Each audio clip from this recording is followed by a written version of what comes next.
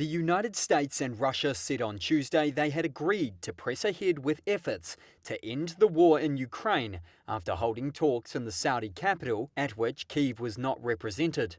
Ukraine says it will not accept any deal imposed on it without its consent. The nearly 5-hour meeting in Riyadh was a crucial moment, the first time US and Russian officials have sat down to discuss a halt to the conflict.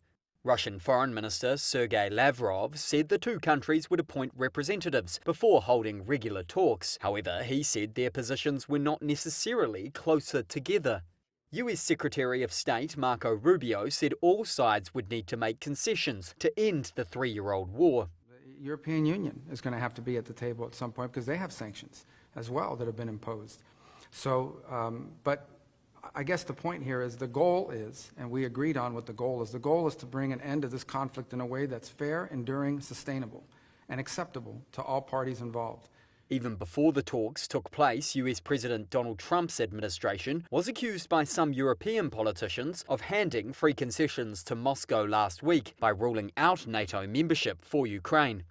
While the meeting in the Saudi capital was underway, Russia hardened its demands.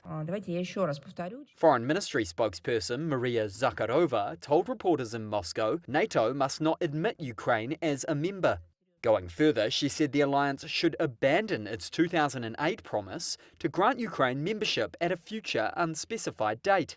President Volodymyr Zelenskiy postponed his own trip to Saudi Arabia, planned for Wednesday, saying no talks to end the war could be held behind Ukraine's back.